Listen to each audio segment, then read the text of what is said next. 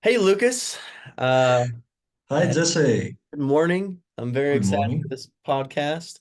We're calling this a holistic workshop, and we'll probably name it "Who is to Blame?" Very interesting topic, and we'll talk about all of the division and the hate and all of the rough stuff going around, where that maybe comes from, what the answer might be. We'll go into what you call living 5D. Excited to dig more into that. We talked about it briefly before, just me and you.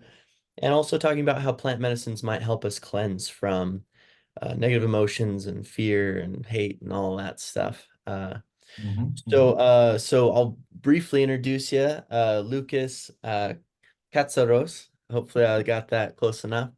Very Um, well. you are a holistic coach, you're a therapist, you're a personal trainer, you're a plant medicine shaman, and I think much more. So I'll let you do a better job of introducing you.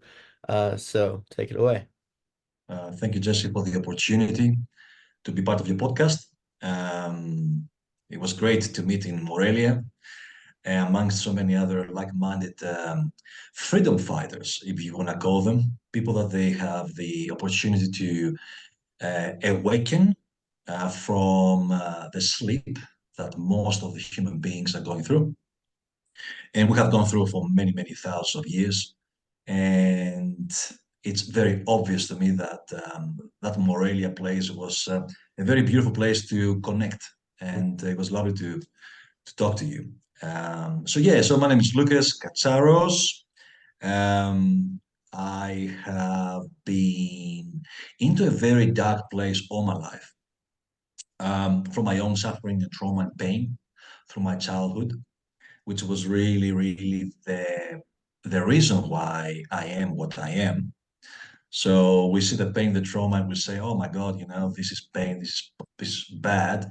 But the truth is that this is also a way to awaken all the beautiful things that we have within us. So the pain doctor came to me from a very, very young age. So what I have done is was born in Greece. Born in Greece, my path in life was not about staying in Greece. I had a beautiful astrologer when I was 19 years old who came up to me. He's like, I want to talk to you. And I'm like, "Hey, what is it? Um, I see a white light over your head when you're walking. And I'm like, this guy is cuckoo, you know? And I'm like, you see a white light? Like, yeah, okay. And back then I had hair. So there was no reflection from my bald head. So I'm like, okay. So I'm like, what is this light? I'm like, I don't know. I want to see your chart. I'm like, my chart? He's like, yes, I'm an astrologer. I'm like, okay. So we sat down, he did a quick chart, and he's like, you're gonna leave from Greece, you're gonna go very far away. Whatever you do, you're gonna be successful, it's gonna be hard for you, but whatever you do it with your hard work. And it has been very, very hard work. So I left from Greece, I went to Australia when I was 24 years old to become a father because my girlfriend back then, she called me and told me, listen, I'm pregnant. And I'm like, oh, okay. So it's time for me to become a dad. And without knowing anything about Australia, I left Greece. I went to Australia to do the right thing according to my perspective, to what I have as a value, because I believe in family. I really, really, really, really believe in family. And my own family was not so beautiful. There was a lot of conflict. So I always had in my heart that a family dynamic is always very important for every individual, for the father, the mother, and also the children and the whole society. And we see these days that this family dynamic is going out of the window, intentionally. Intentionally. Mhm, So, stayed in Australia, became a dad. I worked in many different jobs, and slowly, I started going into the more artistic part of me. I became a DJ, and at the same time, I loved sports. So I was doing martial arts from a young age, and I continued into kickboxing. I became a kickboxer, and I started fighting on the rings. And I was pretty good. I didn't know I was good, but all of a sudden I started winning, and I couldn't lose. So that was a good thing. And that was my mojo when I was going to my fights. I was going to my opponent, and I was like, I cannot lose. And that's what happened. Every time I said I cannot lose, which I said it other times, I didn't lose.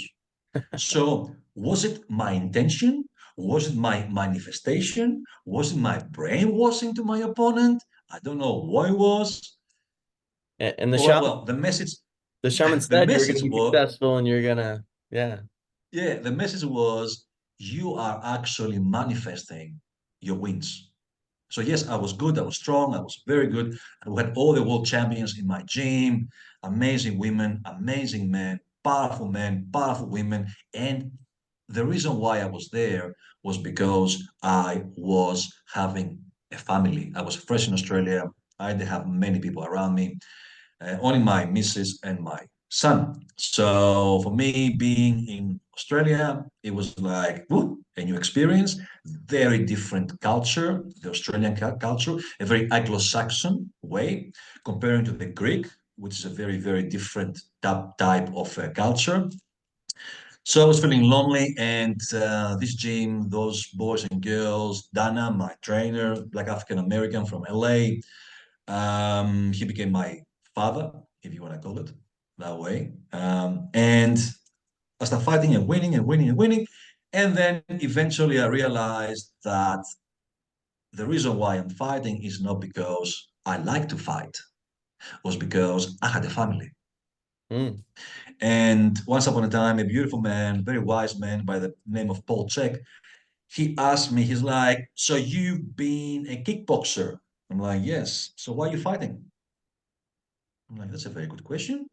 Because I love my trainer and I love my friends in the gym, and we are a family. He's like, yes, I understand that, but why are you fighting? Did your dad was bashing you? Did you have to actually go through all this? I'm like, no, I just like to compete. I like to go on the ring, and there's no hard feelings. You know, it's you or me. It's like the challenge. I liked all my life, I like to challenge myself, and I like to be proactive to find ways to challenge and challenge and challenge myself, not to stay comfortable. Because for me, now I know that comfortable is the worst place to be. Back then, I had a lot of energy, so I was like, let's do this. So being a kickboxer um, was a beautiful thing. I gained a lot of recognition, but it wasn't what I needed.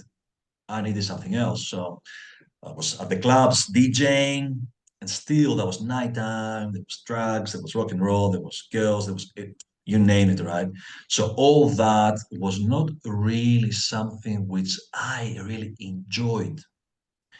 I was trying to find a way to love myself. And the only way I knew how to love myself is by being recognized. So I thought, without even actually thinking about it, that was a very unconscious program from my mom when I was a young boy. I thought that by doing something, by actually achieving something, I'm going to gain love from the people around me. Because for me, love is all there is. There's nothing else on planet Earth other than love. And anything other than love is something that's actually destroying humanity. And that's what we need to do. We need to jump back into love, which I'm going to talk about love and how to get there today. Um, so, so kickboxing and DJing. I was jumped on the radio. I was doing some beautiful radio shows, breakfast shows on a Greek show on the radio in Australia. And I was pretty successful in everything I did. I was very successful. I jumped on the stage theater. I started acting. And again, I was doing things, I was doing things, I was doing things. I was successful, but I was reaching a stage like a 7 out of 10. And I never went above the 7. I was always staying on 7. I was not going 8, 9, 10. So I did not become recognized worldwide because really that was not what was driving me. What was driving me was the connection. I wanted to have connection with other like-minded people. I wanted to try to find my tribe, my friends, my people, the people who can understand me and love me, and the people I can understand and love and serve. So it took a lot of out of me because being in a different country and having my codependency with my mother, which was a very beautiful, powerful, strong Greek woman, um, who's mothered me a lot, didn't give me the opportunity to find ways to learn about myself when I was growing up. So I did my growing up in my 30s, and that's a problem.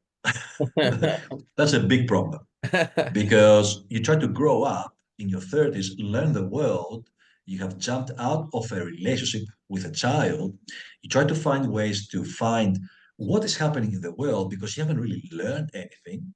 You're quite naive. Still, you only work, you only have a child and a missus, and you're in a country which you don't even know, and you don't know what is happening. So that put me into a form of a, I won't say depression, but I was feeling low, especially when my mother died when I was 33 years old. And that became a domino effect into my life because it dropped me down and down and down. I lost the power in my life because my mother was everything for me. Um, because from the smothering I received, she had developed in me the codependency. So I had codependency into the feminine, but not every feminine. Although my mother was beautiful and powerful and strong, there was so much toxicity coming from her. She didn't want to, she's forgiven, but she had her own trauma, which she put it into me, which it was a bad thing, but at the same, it was a blessing. So after she died, I went into drugs, heavy, heavy drugs, very bad for a long time. And I saw myself many times dropping down from the hill. And the last time I saw myself, I was doing all these drugs.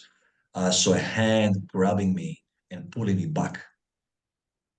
And after this hand pulled me back, my life slowly, slowly started turning around. So I had a divine interference. If I'm here right now, which is highly debatable because you can see me, that doesn't mean I'm here, right? Um, if I'm here, it's because of the divine. It is because of the consciousness that exists in the unseen. I had miracles happening in my life, Jesse. And when I say miracles, I totally, totally, and absolutely mean miracles. I had spirits coming through me, getting inside me, giving me extra power to be able to deal with my own suffering and my own trauma.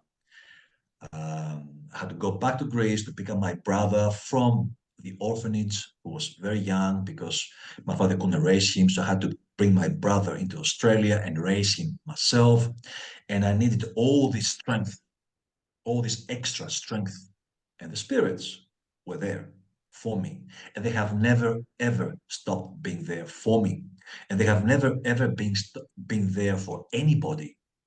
It doesn't matter if they know it or not. We all have an angel.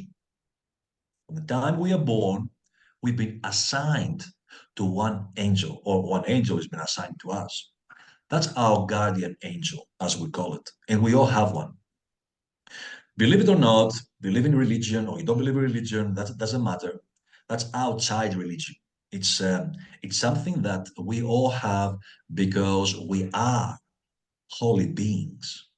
Every human being is a holy being. Now, how whole this being it's a different story, which we can discuss about it. But every human being has a light.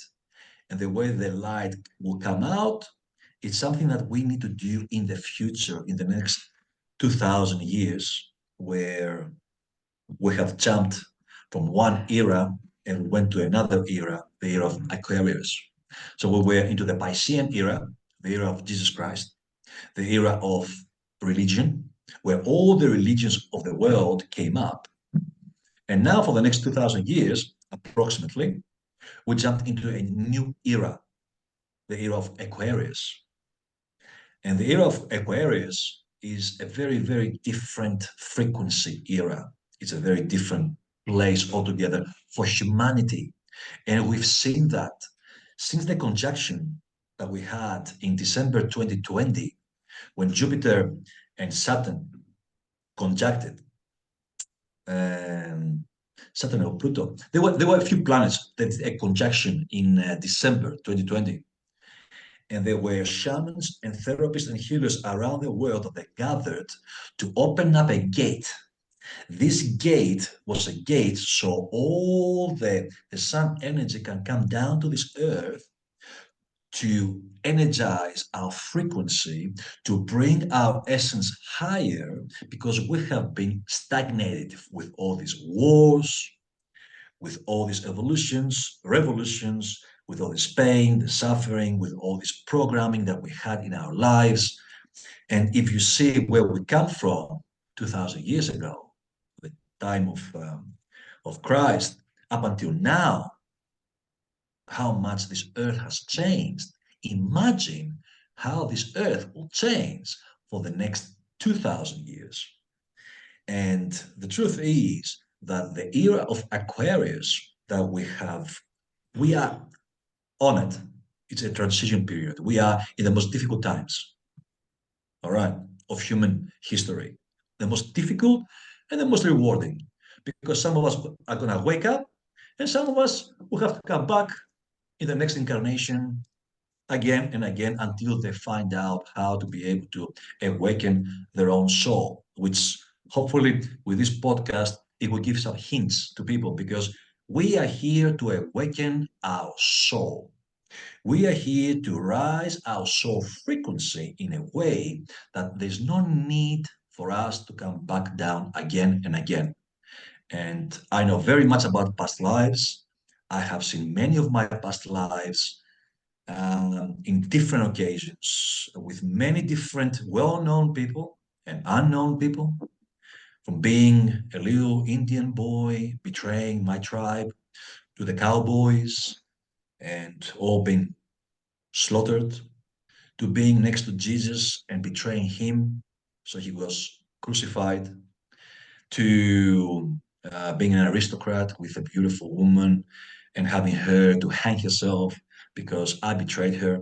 So all my, well, not all, but many of my incarnations, there's been a lot of betrayal.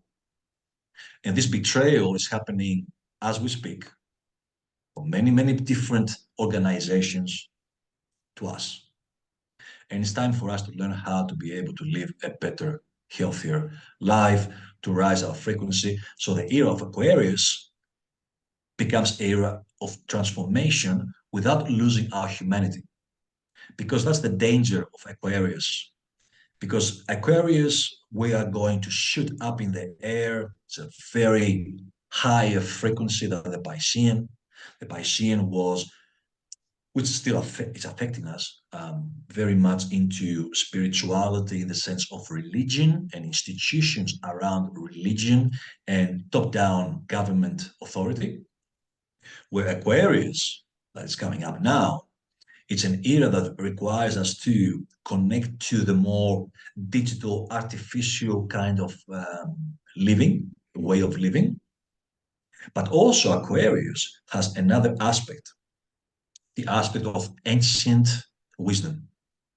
And this is where I come, because according to me, there's no future without the past, and there's no past without having a future.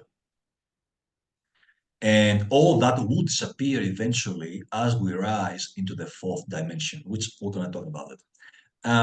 So yeah, so that's pretty much what I did. And then I suffering, trauma, trying to find my way to love myself, because all our sufferings because we don't know how to love ourselves. There's all this trauma from the childhood, and also our lineage trauma, which is very, very important. People don't understand what that means, which I can explain. Um, and also our past lives karma, because we are not born just now. If you think you see me, guess what? You are not, because I'm not an image. I'm way more than that, and so are you, and so is everybody else. So we might go a little bit deep into some stuff which which they might be a little bit tricky for some people. But I hope people can actually follow what I'm saying, because everything is going to make sense anyway, and everything's going to be beautiful and fine at the end. So I went into fitness. When I realized that my body was suffering, my mind was suffering, I went into fitness. That's all I knew. I knew about kickboxing. So like 10 years later, I'm like, okay, let's go. Let's become a personal trainer. Became a personal trainer, quite good. I studied with Paul Chek, the amazing man from San Diego, California, who is a holistic coach. He's got the Czech Institute. I learned so much about personal training and how to train the body, help the physical body recover from injuries. But at the same time, I've experienced things about spirituality which I had no idea. So in 2011, I'm in San Diego, in California, and I'm with a beautiful woman who was um, I didn't know her very well. She told me later on that she was a practicing shaman. But at the time, I tried to kiss her. And as I tried to kiss her, I saw an old woman in front of her. And I jumped back. And I'm like, um, who is she? She's like, who? The woman. She's like, that's Angie. I'm like, no, no, no, no. The woman in front of you. She's like, there's no woman in front of me. I'm like, no, no, there is. There's a woman with long hair, white hair, wrinkles, and she's got an earring on the right ear. She's like, hmm, what kind of earring? I'm like, it's a feather. Hmm, what color? Brown and red. And she freaked out. I'm like, what? That's my grandmother. I'm like, it's your grandmother? Yeah. What is she doing here? I'm like, I don't know. How can you see her? I'm like, I don't know. Are you a shaman? I'm like, what's that? She's like, you don't know what a shaman is? I'm like, no. How can you see my grandmother? I'm like, I don't know. Where are you from? Greece. You are not from North America or South America. I'm like, no. And you can see my grandmother. Yes. No other shaman has seen my grandmother. How can you see my grandmother? I'm like, I don't know. So I was freaking out. I'm like, I see someone else here. So and that was the beginning. It's like, so you're not a shaman? I'm like, no. So this word shaman stuck in my head back then. And my physical training, I stopped all drugs, everything, get healthy and strong and fit, very holistic foods, very holistic way of thinking and reacting and responding to the world. And then in 2014, I came again to US, in LA, in Vegas, and I did my master's in NLP, in hypnotherapy, and then I became a trainer in hypnosis, which is an amazing modality. And I did many, many different other courses for the mind, and for the body. And then finally, in 2015, everything changed. My whole life changed. People start coming to my life, telling me something, and then dying. I had beings coming to my life. I mean, it sounds very, very fantasy in many ways. Sounds like a movie, like the Marvel. But seriously, I had all these beautiful beings coming to my life.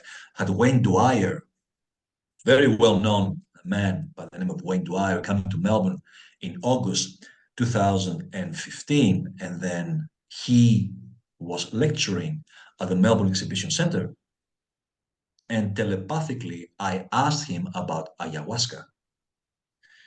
And then as he was presenting in thousands of people, he stopped, he turned around, he looked down, he looked up, and he said, let me tell you what I know about ayahuasca. We had not spoken, just telepathically. I was just in one little corner, and the man, for 3 hours, he told me everything about ayahuasca.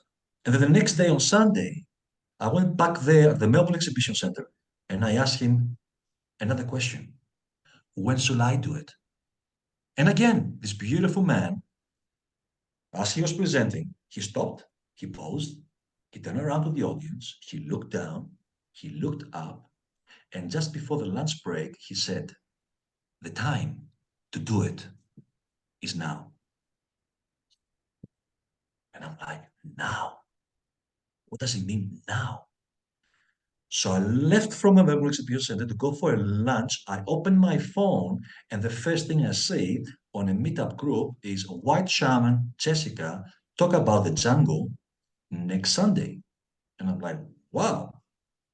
And I went there and I sat like a little child and listened to this beautiful woman talking about the jungle, the Amazon, which I had no idea, nothing whatsoever.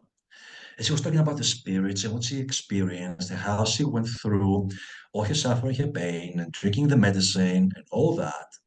And then all of a sudden, as I'm listening to her, I looked above her head and I saw an eagle flying over her head.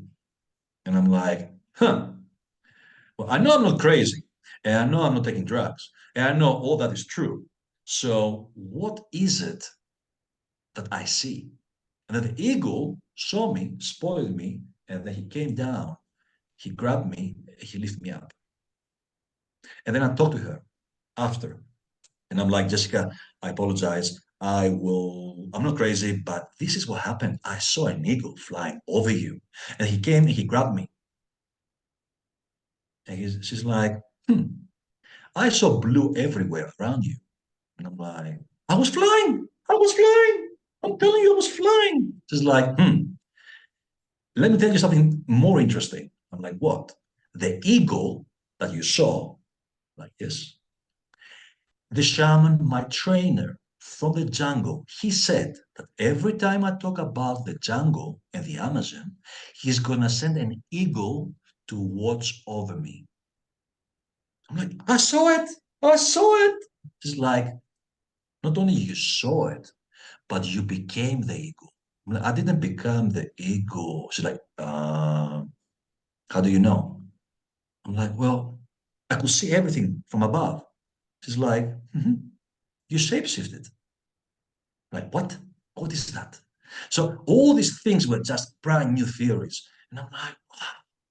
So the shaman from Peru, he sent the ego to watch over her, and I saw it. And then according to her, I shapeshifted into the ego. It's crazy. What? How's that possible? It's like, you've been called. Like, I've been called. To where? To the jungle. And this is how my calling came to go to the Amazon in 2015 for the first time and experience what I experienced. So that's pretty much a bit of a summary of who I am, what I am. And before we go into what we will do today, I would like to just open up a little bit of space for everybody else to channel and connect into our own frequency, and also for our own podcast to be protected and guided by the divine spirits, because I do believe in them and they have been always by my side in many different ways, which we can talk about if you like, if that's all right with you. Yeah, absolutely. Yeah, yeah. All right.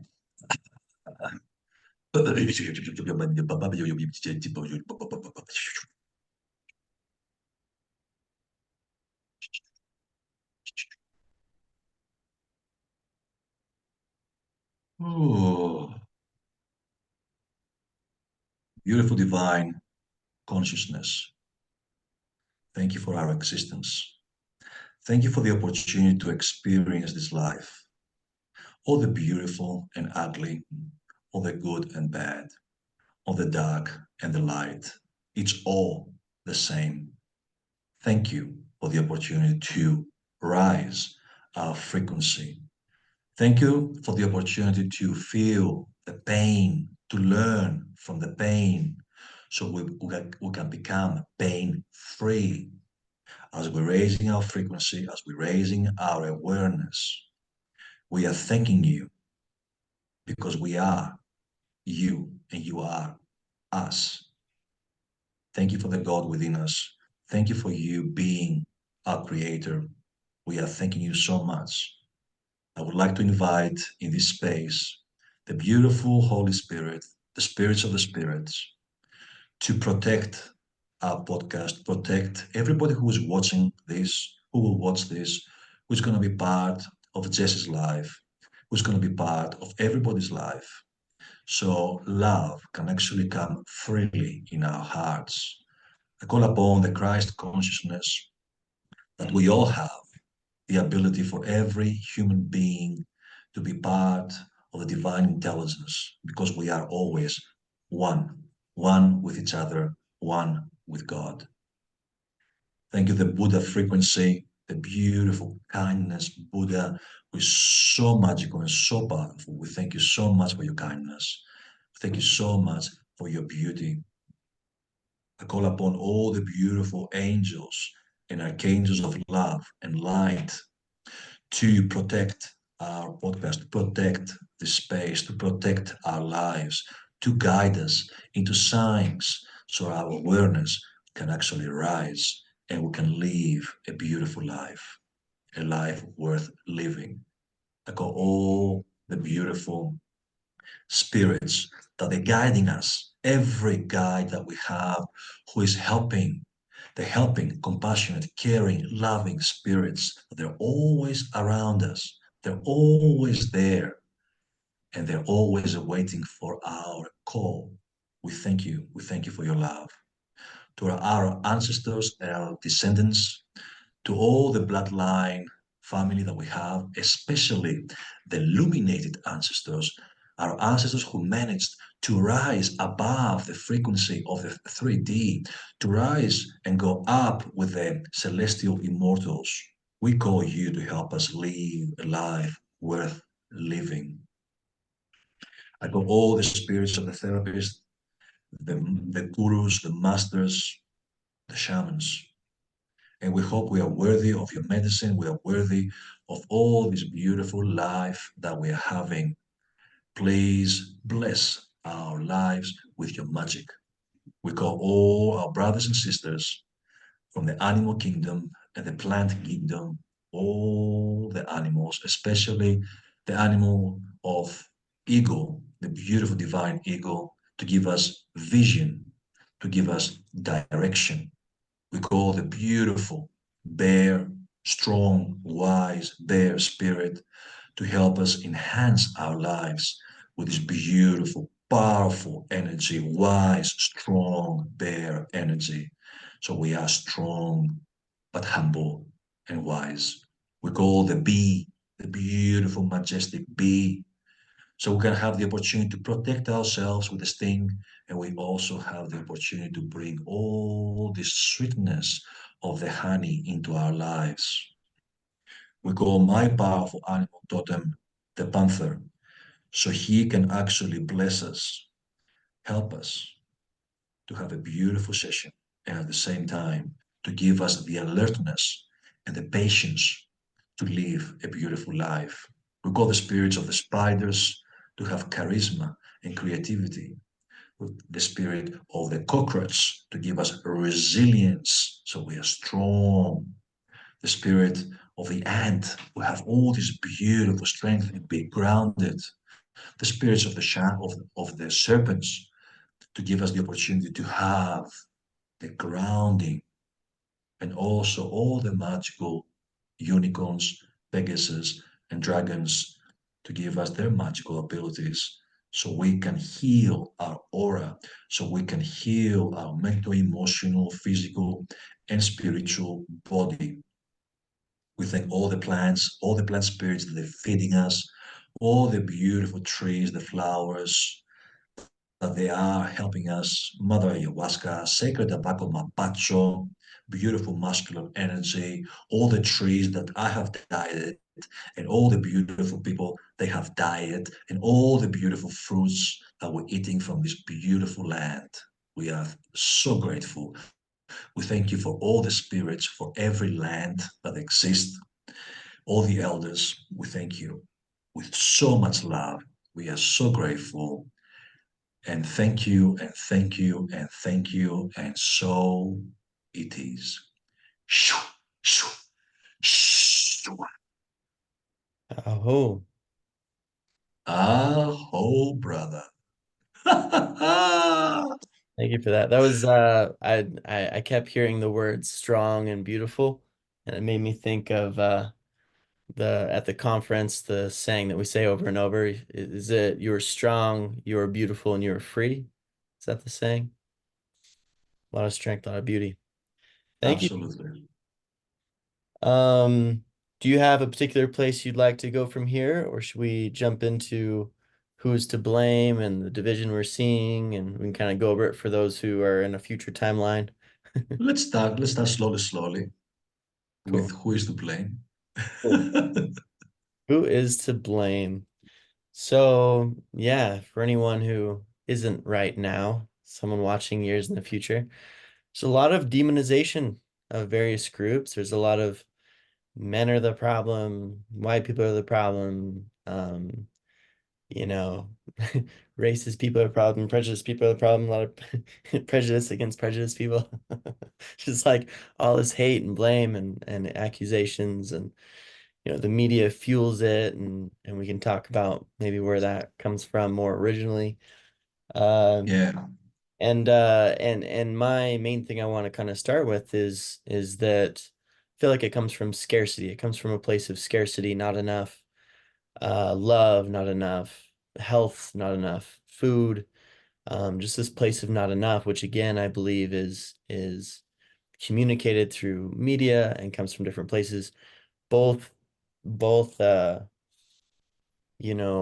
perceived scarcity as well as actual scarcity in different ways. And I think that a big part of the answer is abundance and showing people abundance of health, of food, of success, prosperity, love. So I'd love to hear your thoughts on that and yeah. Who is to blame? Nobody. We cannot blame anybody because the moment we start blaming someone, guess what? We are blaming ourselves.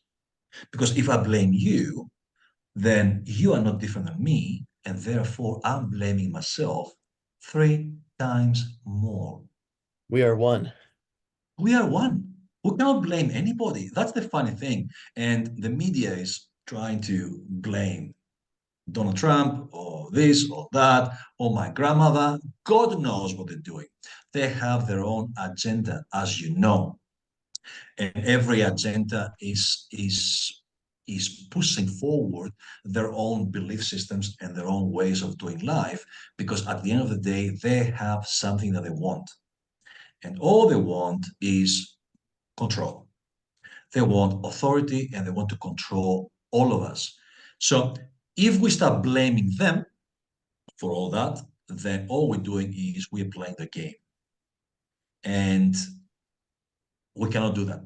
We have learned from a young age, and that's how they are brainwashing us. We have learned from a young age to be blamed. Our parents, they've been blaming us. Why you went down there? Why did you do this? Don't do this. Come here. No, I know better than you. You don't know this. Why? There are some cookies you're making and you're making it wrong. I mean, we don't have the opportunity to rise above this fear. So the beginning is the family, is the mom and the dad. They are the ones who are actually putting this blame because they've been blamed from their parents, and the parents were blamed from their parents, and they kept blaming each other. And we have always blaming each other because that's the only way that we can separate from each other. So blaming someone is the worst thing we can do to separate ourselves from each other and to lose what we call unity. Um, and it's all in the head, by the way. So it's all brainwashing from our own ego.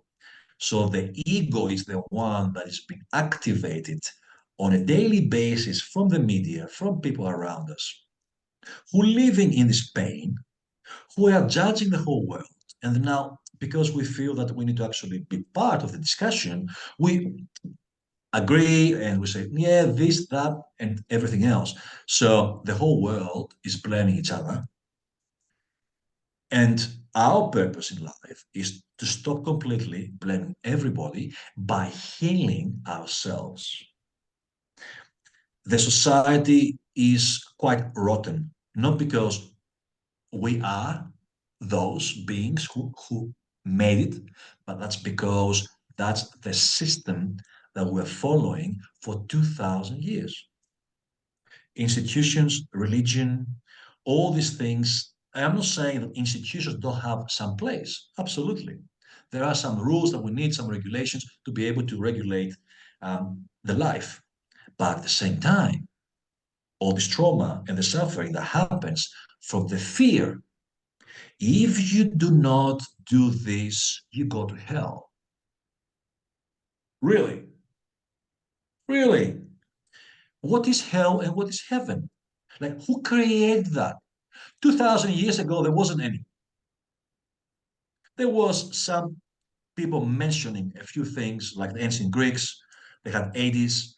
They had the Lord of the underworld who was actually, having fun with Persephone and all that.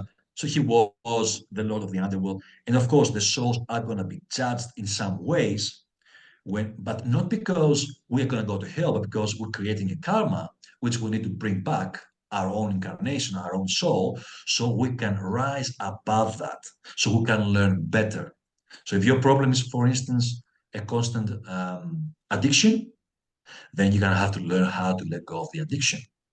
Just say you have too much temptation, then you need to learn how to learn about temptation and what parts of you are not helping you shift the temptation.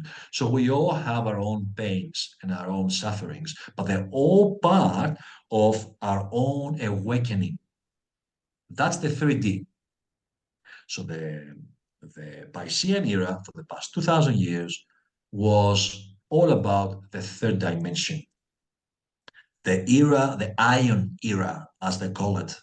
The ancient Greeks, they said that when we first started living on this planet, there was the golden era. Then from the golden era, we went to the silver era. Then from the silver era, we went to the bronze. Then we went to the heroes.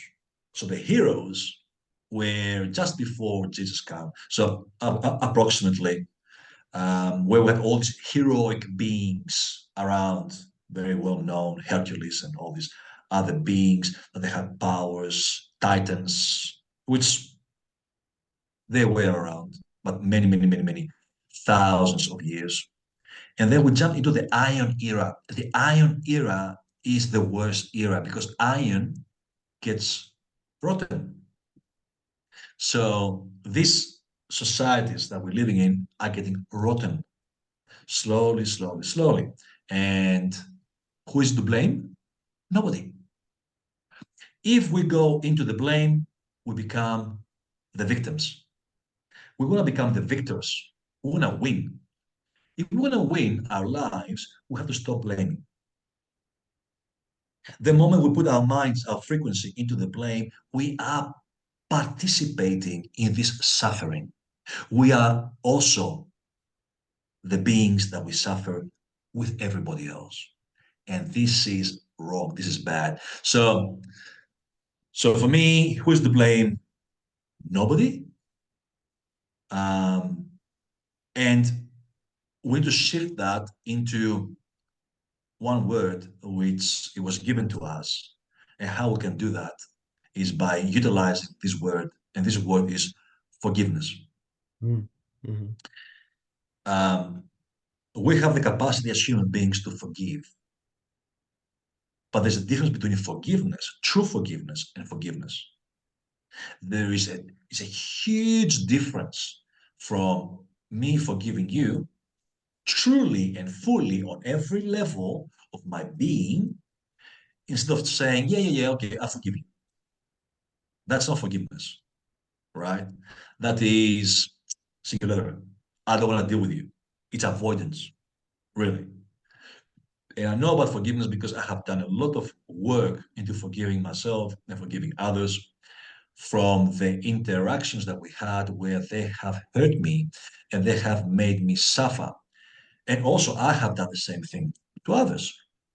But the truth is that every suffering and every pain that happens on this planet has a specific frequency that we have attracted. That's the law of attraction. So we put our attention into the blame, then what are we getting? More blame, you know? So if I blame you, if I blame anybody else for my own suffering, then where's my responsibility about myself?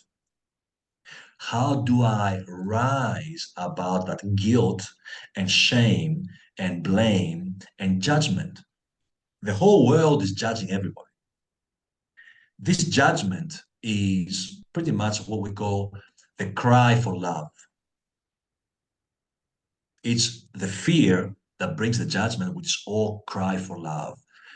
And that's exactly what it is. When you don't have love in your life, when you suffer, when you have pain, when you have trauma, the first thing you do is to blame someone else. But if you don't, if you pause for a second and you say, okay, I can blame my mother, I can blame the next door neighbor, I can blame Hitler, I can blame everybody and anybody.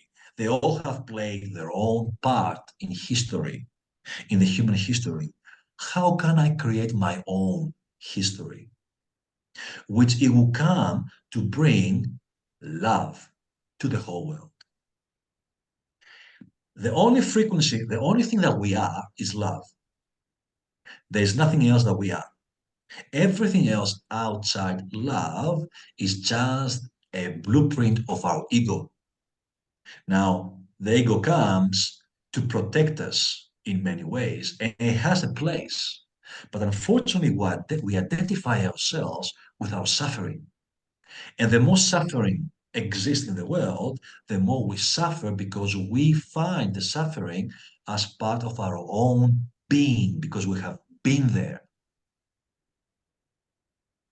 Hmm. So, what do we do? Forgiveness. And, and the best way, I mean, there's many ways to forgive someone, but one of the ways, I'm not going to say all the ways, but one of the ways to forgive someone is you walk, you go somewhere, right?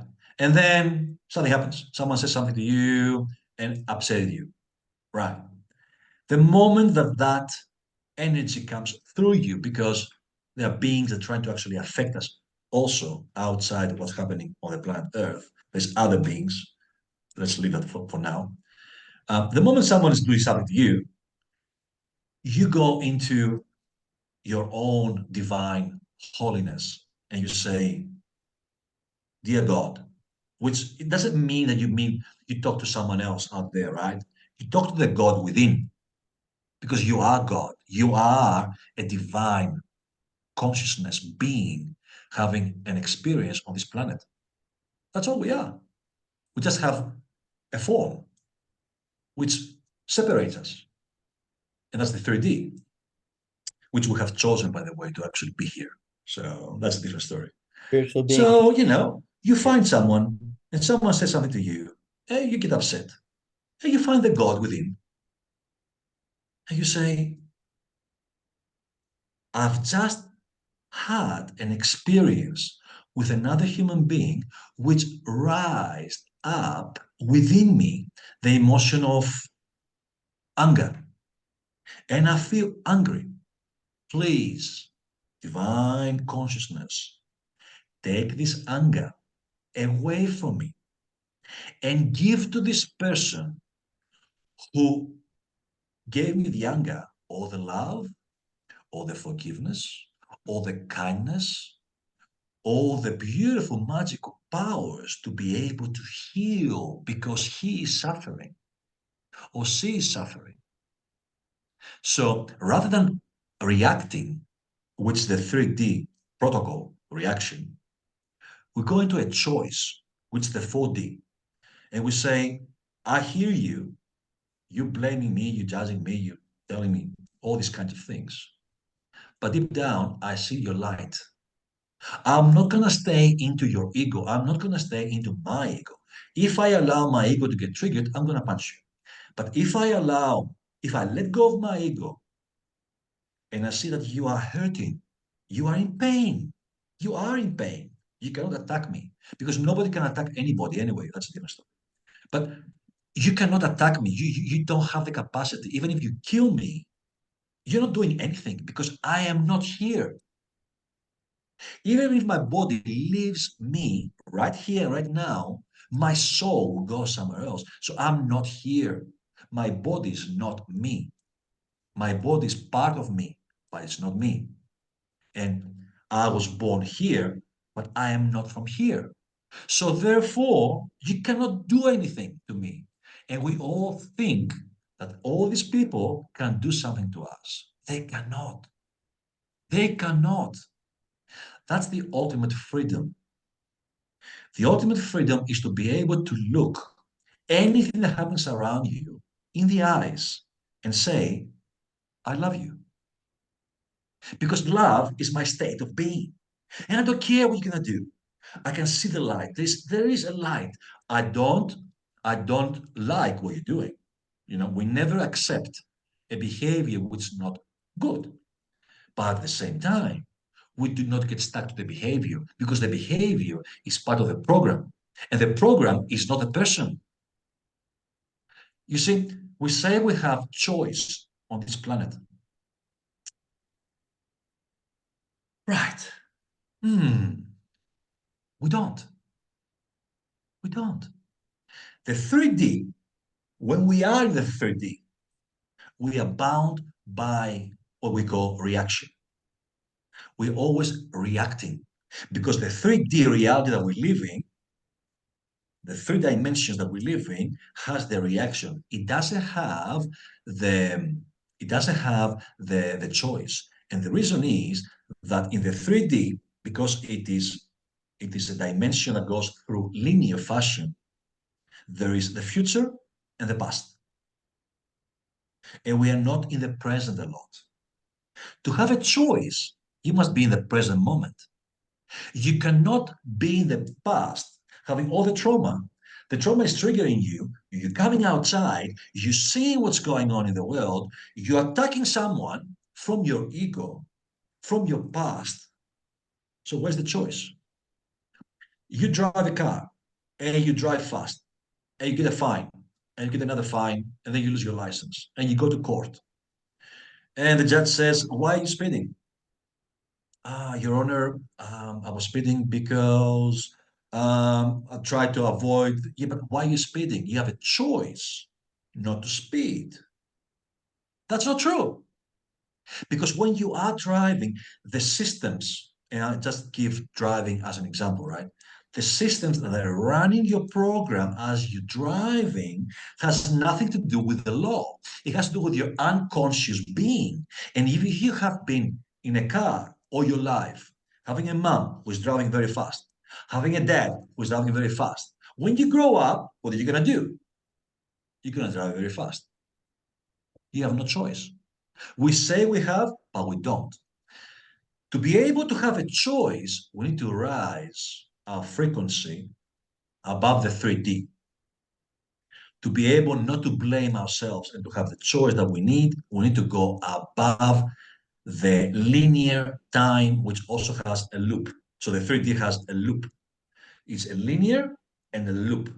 It's not just a linear. It's not like past, present, future. It is past, present, future, past, future, future, past. So it goes always like that.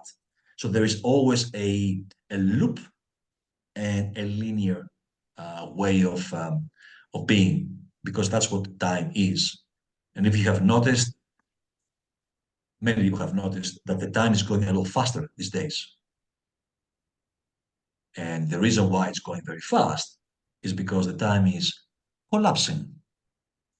The times, yeah, So let me jump in just a second. I'll make a note that we're on time going fast. Just want to throw a few thoughts in here as well yeah, as maybe some definition on some things to make sure listeners are on the same page. Just some thoughts. It sounded like you were saying we come from a tradition of blame, and I think that's very true, and that it takes away unity. And at some point, I'd love to share a download I got about unity as I was searching, trying to figure out what to believe, re-examining my belief. Something else is oh, you talked about that we need to stop blaming and start healing. Just wanted to share about a quick video I listened to that Asia from the conference we went to. I got some body work done from her. She's a really amazing practitioner and shaman. I watched a video she made, a quick one, and talked about how when we heal our wounds, that healing becomes medicine that we carry around with us and that we share with those that we share experience with. Just by being with them, by sharing our experience, we share our medicine and we heal others through healing ourselves and gaining that medicine. And I just wanted to share that. That kept sticking out in my head. And then the main thing I wanted to get, definitions on, um, 3D, 4D, 5D, we've been throwing these around. I just want to make sure, what we're talking about and make sure the listeners know what we're talking about. 3D can mean three dimensions. It can mean, width, length, depth, and that's, this reality that we live in. And then some people say the fourth dimension's time. So you've got the different shapes and the different things in life. And then you've got time and, whatever that means. We can get into time, but and so things moves, that things change over time. And then you've mentioned 5D, which the other day when we talked about it, you mentioned a bunch of things important in living 5D, and that was, co-creation, trust. I'll let you get into all that. But I just want to make sure, what are the D's? What does it actually stand for when you talk about it? And what's the fifth one when we come to that? And then when it's a good time, we can come back to time and time going fast. Yeah. So dimensions can be looked in different ways from the physics perspective, what you just said. I mean, height, length, and depth. That's the 3D. And then you have the height and the depth, the 2D. And then you have the point, where is the 1D. I mean, that's physics, right? Which I'm not gonna get stuck with the physics because they're very narrow-minded. Physics very narrow-minded. There's Sure. so much more. There's quantum physics. You have quantum mechanics, and you Right. just go deeper and deeper and deeper to find something. So for me, when I talk about dimensions, dimensions for me is the different facets of what we perceive as reality. So this is what for me dimension is, right? And there are rules and structures that we need to understand when it comes to every dimension. We do have the 3D that we know of. And you see how your body goes, right? You can see a mountain, for instance, right?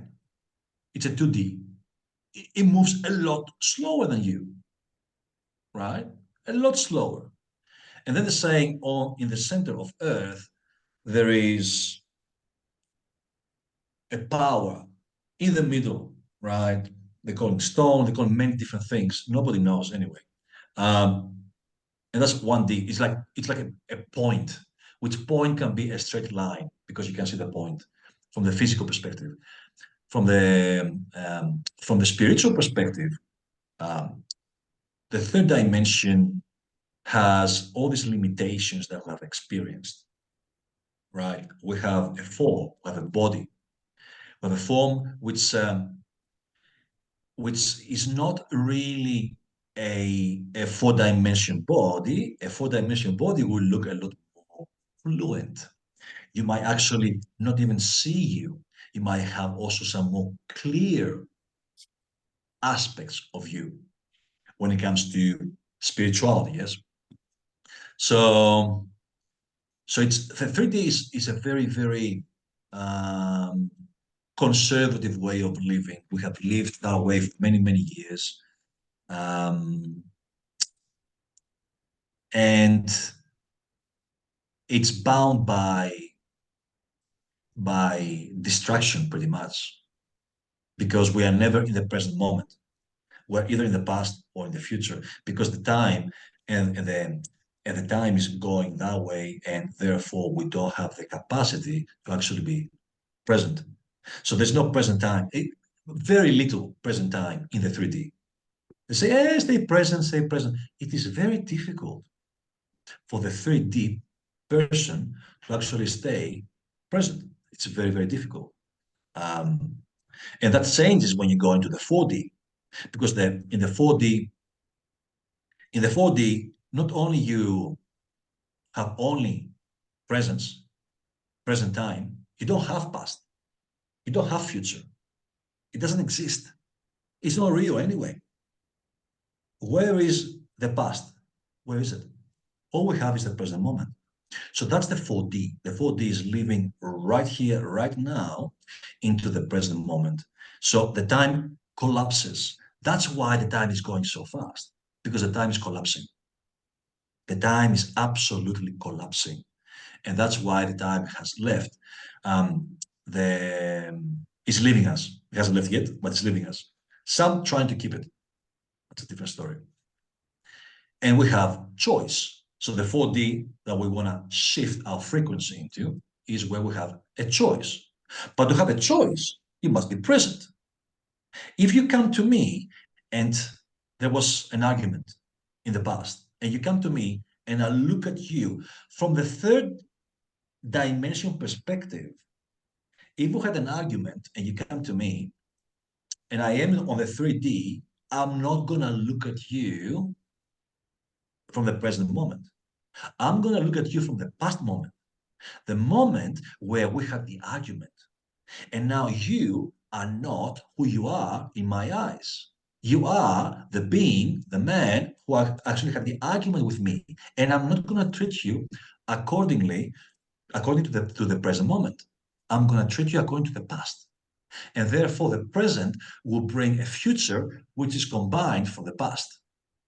Where in the 4D, you come to me who had an argument, and you come to me and I'm on the 4th dimension fully, and I only see you. I only see you. I only see the love in you. I only see the light in you. I do not see anything else.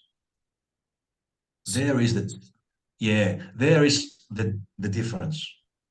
Interesting. So Um, it sounds like you're saying the fourth dimension, in the way that you refer to it, is basically the lack of time, just being in the present. Correct. Interesting. Correct. Yeah. And then in the 4D, you also have the what we call the paradox. And the paradox is, we say that the night comes always from there and the moon goes that way. Well, who says? Who made that observation? My ancestors, the Greeks, did that anyway. All right, and that's fine, and that's fine. That's fine.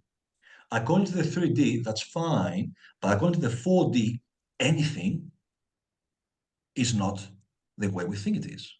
Anything can be challenged, and nothing is as it was. Nothing is solid. Nothing is so rigid. 3D is rigid. 4D is very fluent. Very, very, very, very fluent.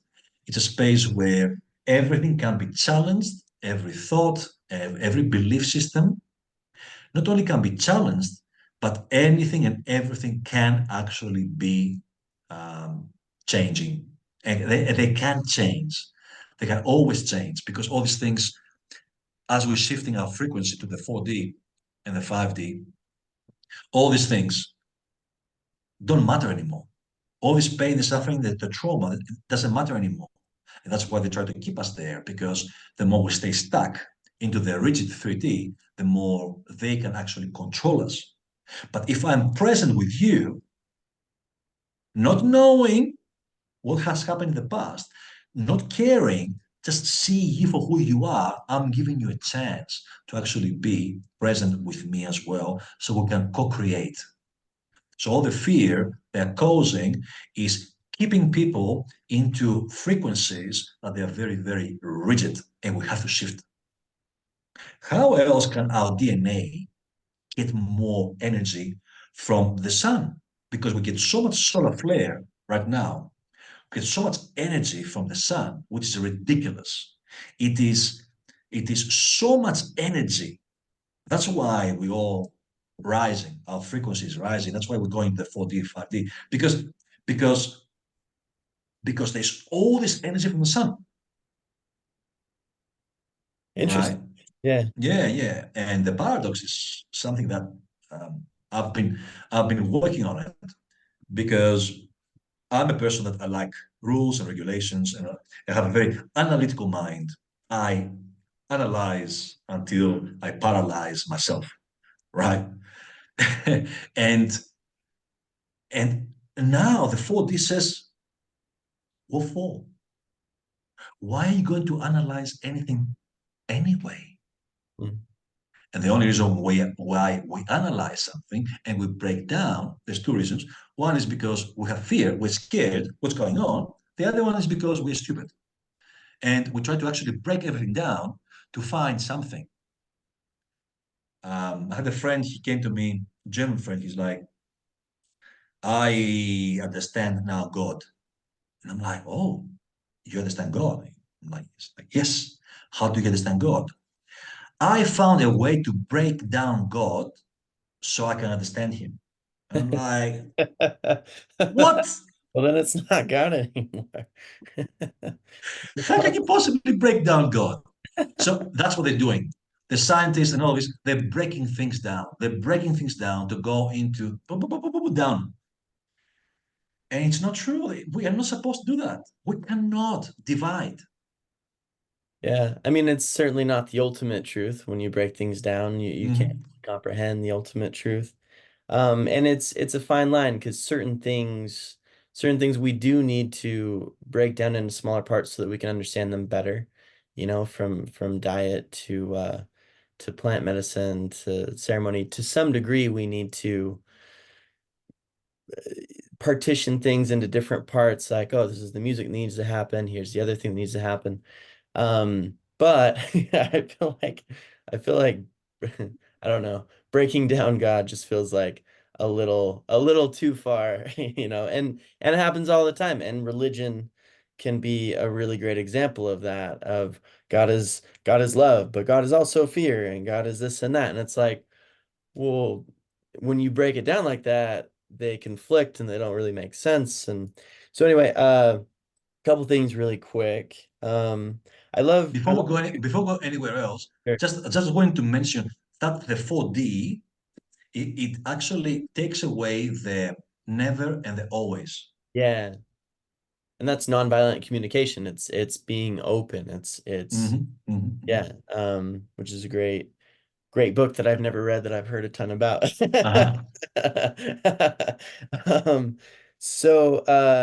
yeah, it's I love that we're getting into this about being in the present and being open, and in the present, like things can fully change.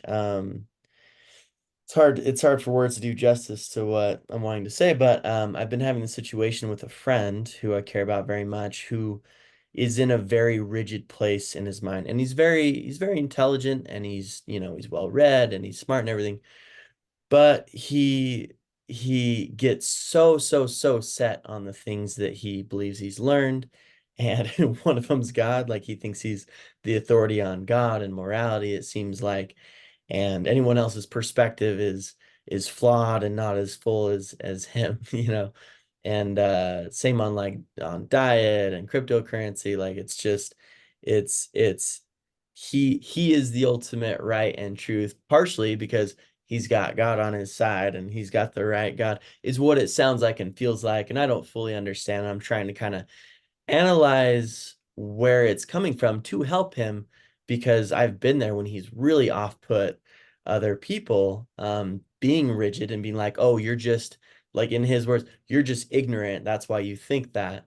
And I think it does come out of fear, and the fear of not knowing something. And so you portray yourself as an expert, and you go super rigid, and you don't bend at all, so that you seem like you really know what you're talking about. um, They're and saying, sorry, about fear, what you just said, they're saying that the opposite of love is fear. hmm hmm Well, um, according to me, love has no opposite Mm-hmm, right. because love is a state, Yeah. right? So where fear is an emotion. Mm, So and there's no love on the human space. There's one love. There's a state. So I cannot love you because you are love. You mm, are love. I cannot love you because you are love. So I cannot give you what you already are. mm. Okay. So Yeah. that's very important for people to understand that love is love. That's it. Love is all you are. And fear has an opposite. And the opposite of fear is faith. Now, what kind of faith, though? Interesting. One thing that I find interesting, and feel free to proceed, but you said that fear is an emotion, and the opposite of that is faith. Is faith also an emotion? Of course, in many ways. Yeah, Interesting. yeah. It's actually a feeling. Mm. So there's a bit of a contradiction when it comes to there's two types of people who searching about different chakras and where the emotions are and where the feelings are and all that. And they're all saying some of them saying that all the emotions are on our second chakra. And there are other people that are saying that the emotions are the second chakra, but our feelings are on the fourth chakra. And the So, the hard thing about all of this is words fall short, and it's like, what definition do you link to which word? And words never quite get you there. They're signposts that point you in the right direction, in the words of Eckhart Tolle from A New Earth. So it's very difficult to dance with these words, but you're doing a great job, and I love it. thank you. So yeah, so fear, the opposite is faith. If I have faith, I have no fear. I'm fearless. But to have full faith, I need to have full forgiveness. All the F's here. Full forgiveness, right? Forgiveness about me, forgiveness about yourself. If I have forgiven you completely, and if I have forgiven myself completely, then my faith, which pushes that forgiveness to actually blossom, will destroy any fear because fear is part of the ego. And it's a very, very, it's an emotion which is horrible. It's very difficult to deal with. Yeah. And the only solution is to rise above that, to become present, to go into the 4D. Because when you're present, you have no fear. You only have fear if you're in the 3D. You only have fear if you are remembering or your unconscious, your subconscious is actually working in the background to tell you, oh, look at this white guy. This white guy is dangerous. Why? Because of the program that you're running. Why? Because your mom said to you that white people are dangerous, whatever the case might be. And maybe that's true at the same time. But nevertheless, that's a program. That's the fear. That is the past. That is the 3D. And the 4D doesn't have that. And then you go to the 5D, where we're going into so much beauty. We are going into beauty. I get goosebumps right now. Oh my God, thank you. um, because because the 5D is what we're trying to actually achieve through the 4D. You So, see, so 3D, 4D, they always overlap each other. And so is the 4D with the 5D. So they overlap. It's not like, 4D starts here, finishes there. No, it doesn't work that way. Yeah. And because they overlap, we jump forward and back, which is a great opportunity to transition our own emotions, our own background of suffering into a moment, a present moment where nothing other than presence exists. yeah. And you need a lot of ayahuasca for that. What's that? You need a lot of ayahuasca for that. Yeah, that's very helpful for sure. So, a couple quick things. It makes me think of, again, Eckhart Tolle keeps on reminding me of that. He talks about forgiveness of the present moment. And I think of, it makes me think of like someone who is like trying to be present, but then they're also resisting the present moment. It's not the moment they want. They don't want to be here. They can't wait to get to the next moment, the next thing they're going to do, the exciting thing, the raise, the promotion, the hike, whatever.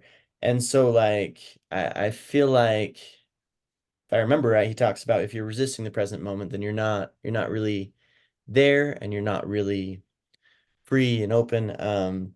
So yeah, so you talked about forgiving the other, forgiving yourself, forgiving, the oneness, so forgiveness of the present moment. And then I just wanted to clarify, are you saying, and again, words fall short and it's just for the sake of understanding it a little bit better, 5D, simply put, is beauty, or what's the fifth dimension? There is more than just beauty.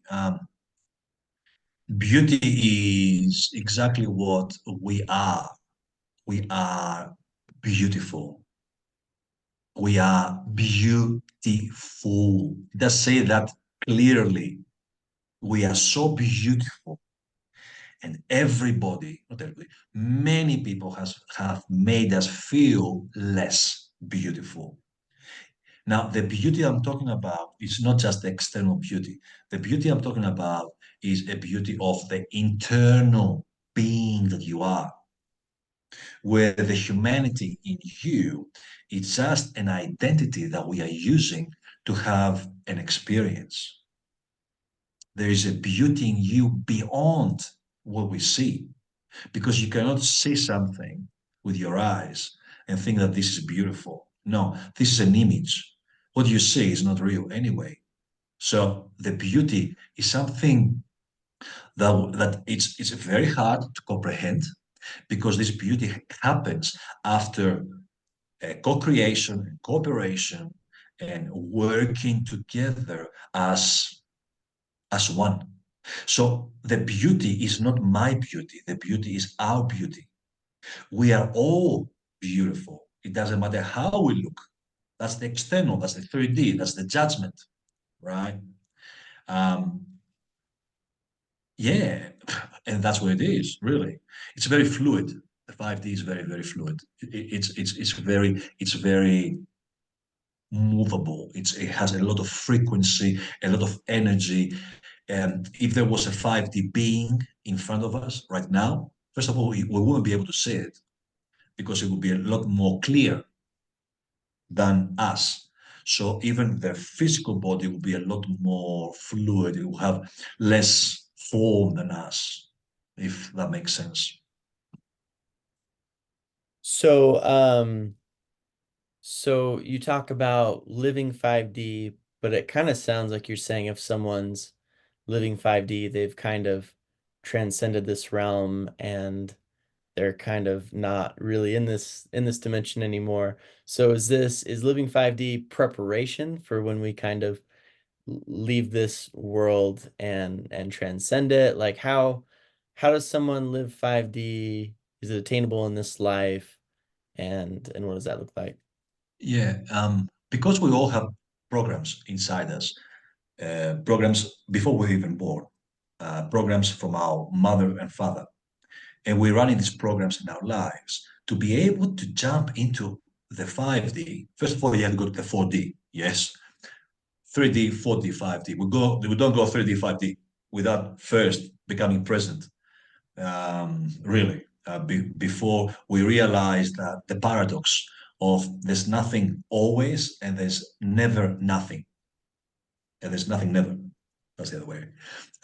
So we need to understand and jump into the 4D. As we jump into the 4D, to be able to get into the 5D, we need to let go of the ego, which is all the programs, all the suffering, all the trauma. And to be able to get there, we need some help. We need help. And the help can come. I was outside before and I was meditating early in the morning, and I was praying. I was calling archangels. I was calling all these beautiful beings to come and bless my body. I was cleansing my auric field from some stagnation which I have felt. And there is a beautiful hummingbird came around and came boop, boop, boop, boop, boop, and came and stood flying flying right in my face, right? And I'm like, oh, hi. It's like, oh, boom, a hummingbird in my face. And I'm like, right, that's the help. This is where the divine says, well done. You're doing great job. Good. Keep clearing, keep healing, keep letting go. Let go. Let go and let God. Let go and let God. We have learned to actually try to work on ourselves so much by making money for ourselves, this, or everything about the I, but the M, A-M, is what we really are. The I is the identity.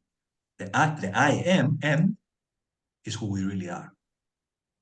And plant medicine, for me, it has been the one and only way that I have found a way to live, a way to love, a way to exist, because it has shifted all my pain and suffering.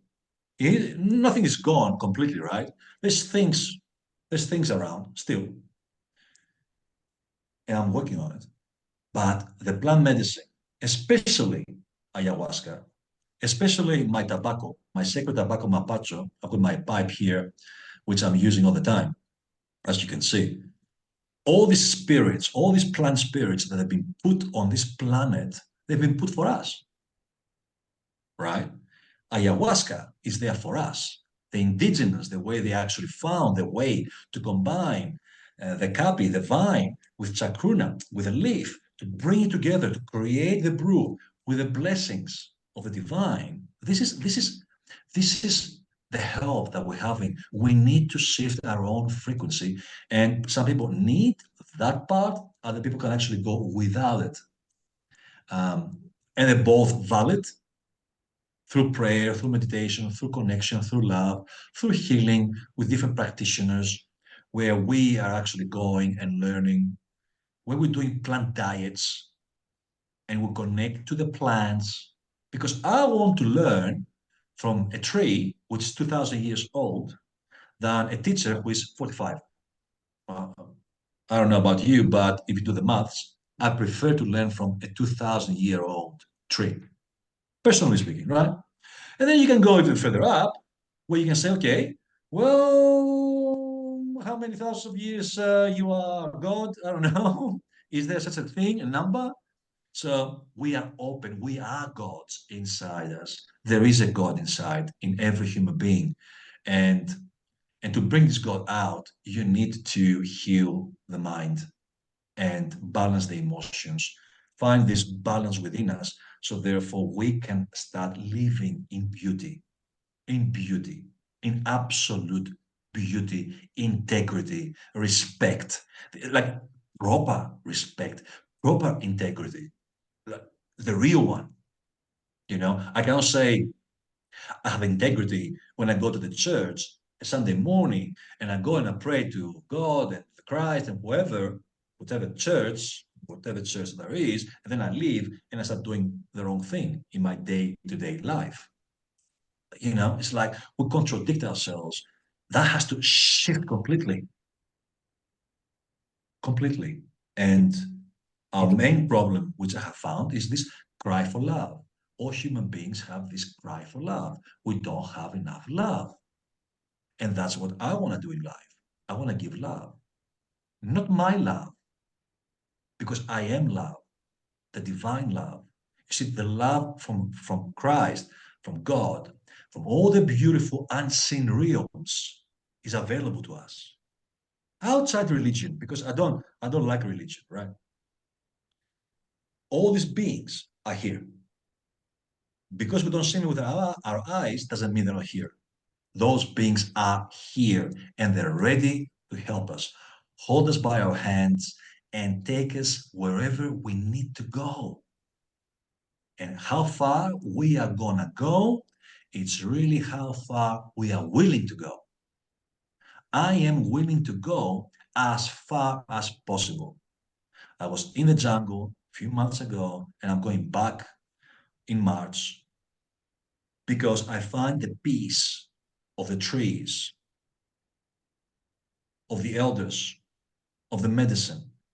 I find the peace to be able to channel and bring down divine information from God. Because when there is less noise, then it's a lot easier to find solutions. And the more noise we have around us, the worse we can actually find our lives. So it's very important to find this peace within. It's all about peace, Hmm. really. Yeah. And when you don't see peace around the world, now you know why. And so, oh, because it's so noisy and yeah, well said. I wanted to ask a few things. You can go more into plant medicine and how it can be helpful for some. You say some maybe need it, some don't as much need it. Uh, how Well, how can people know that? I want to ask a few things, and you can kind of tackle it in the order that you would like. So, who is plant medicine right for? So the spirits are all around, ready to help. How do we tap into their help? And I'm sure plant medicine's often, in your mind, a big piece of that. Um, and yeah, how do we heal and live more towards 5D living through plant medicine, through tapping into spirits? How do we and the hard thing about this is everyone's path is different. Everyone's unique and at a different place in their path. How does someone decipher for themselves um what's right for them when? Do you have kind of a basic guideline? I know there's no like easy way, yeah. but guideline. Um, Nobody should decide anything. They should let go every decision and surrender. Because all of a sudden we're going again into the thought, and the thought is not true. If I try to think, then my thoughts come from the past. I'm not present. Boom, down to this third D. If I want to rise, I have to let go the thought and be to the present moment. What do I feel that comes down right now? What is my guidance? You see, when I went to the jungle in 2015, I was in the present moment and I started seeing eagles flying around someone's head. And I'm like, what is that?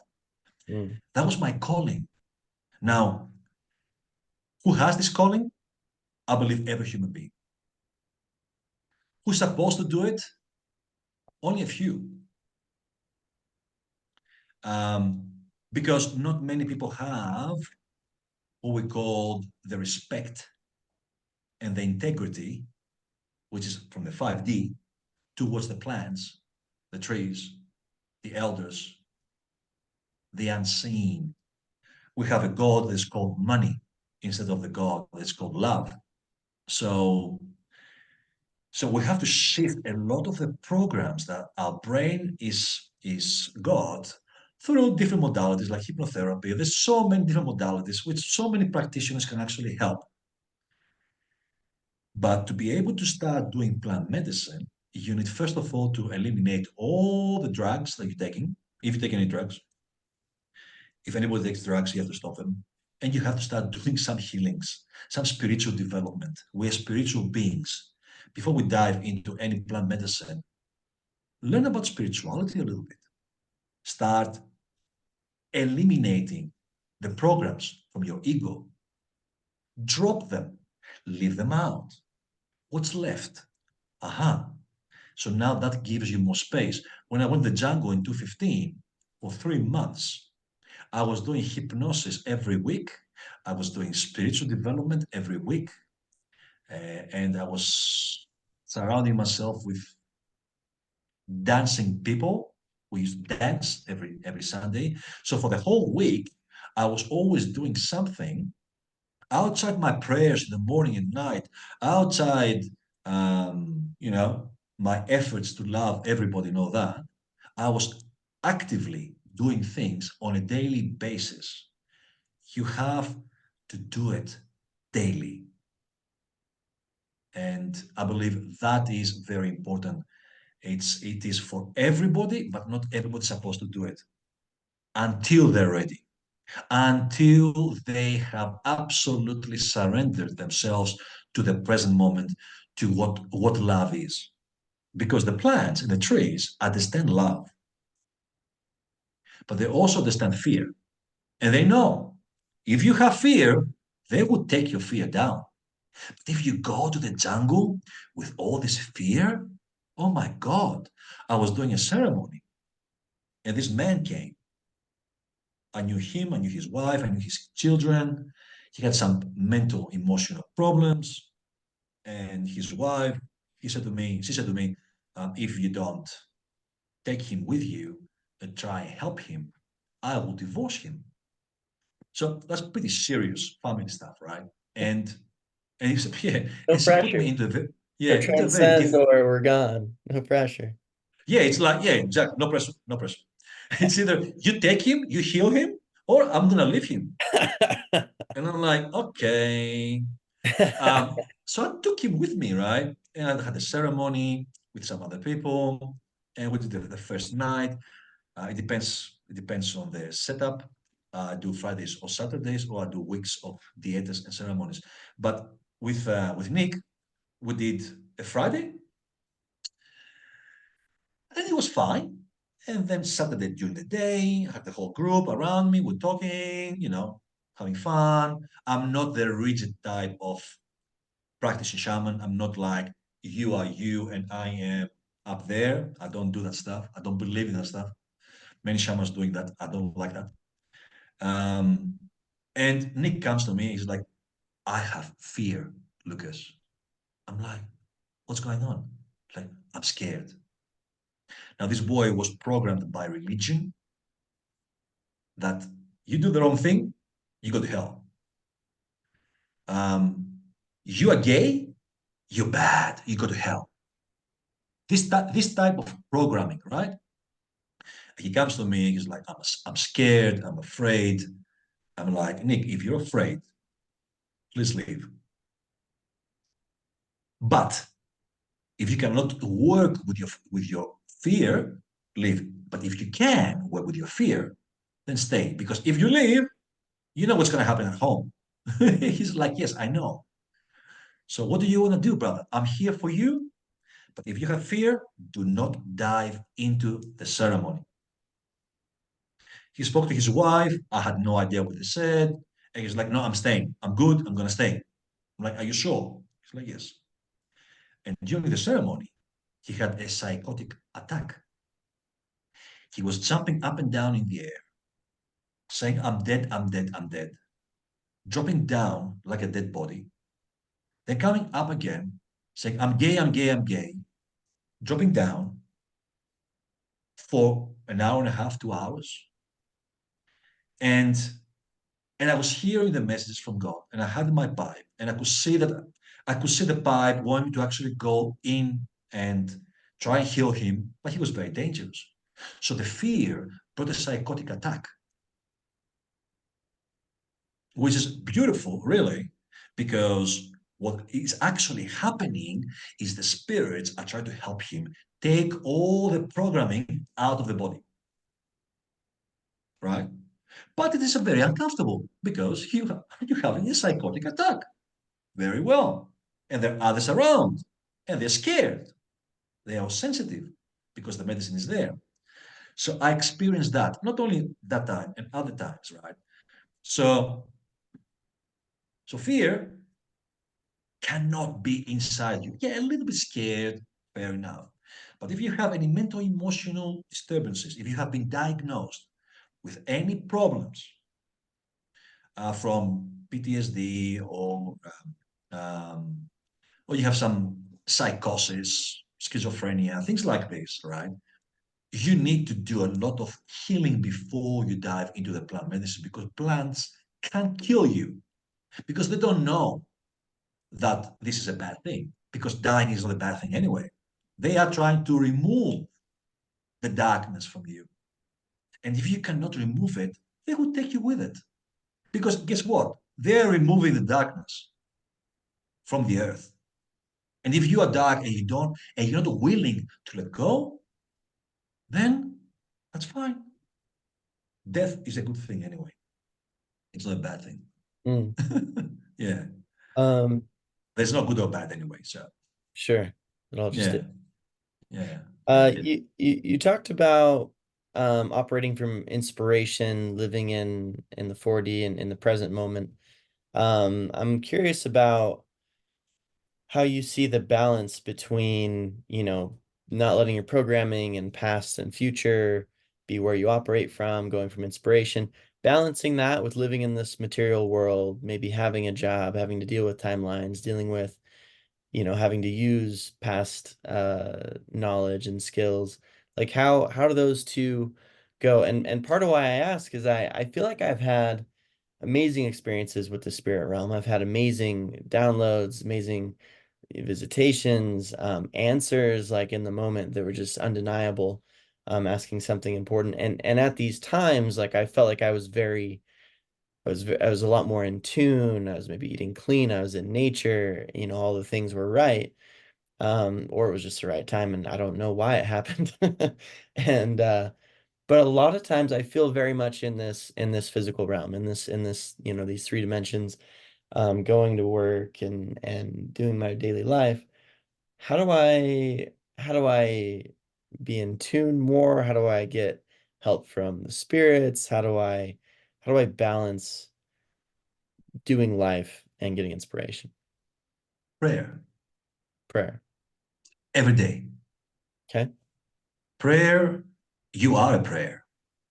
You are a prayer from your mother and your father when they made love, and the seed blessed the egg, and you became you. You are a prayer. So you use your prayer, you use your intention to manifest truth in your own life. Mm, Um, Prayer for me has been by far the most transformative way of communicating with the spirit realms and also finding peace within. Even when I'm in the jungle and I'm doing my plant diets, or when I'm outside the jungle, when the spirits are coming, or when I get signs, or I get attacks by evil, because there are evil spirits out there, um, the prayer is the one that helps me. The prayer is the one that has helped me when I have faced the demons, and specifically Lucifer, specifically, who came, entered my heart, and then I had Christ and the cross to come in and help me clear my heart center, because I was crying, I was on the ground for hours, burping and yawning like crazy. It was the prayer. It was the depth of my heart that was asking for help.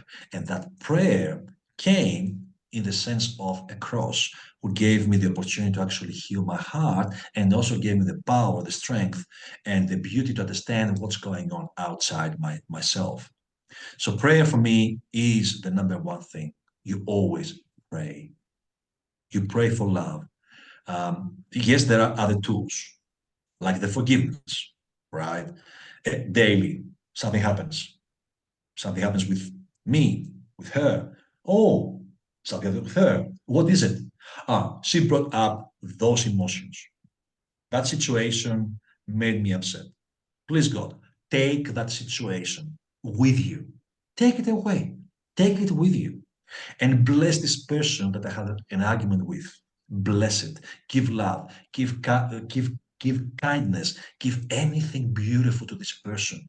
And as you give all this kindness and all this love, this beautiful being, you are also blessing me. And I request that, mm. because what I give, I receive. If I give pain, I will get pain. If I give love, I will give love. You give me pain, and I'm giving you love. What will I receive? Love. You give me pain, and I give you pain. What I'm going to receive? More pain. You reap what you sow. And then you say, thank you, thank you, thank you 3 times, and so it is. That comes from Michael Murdad, the book on in miracles and love, um, which comes from the Course in Miracles, a beautiful book that has helped many, many, many people. and has guided many people. So there's a lot of techniques we can use on a daily basis. Ayahuasca gave me the love ritual.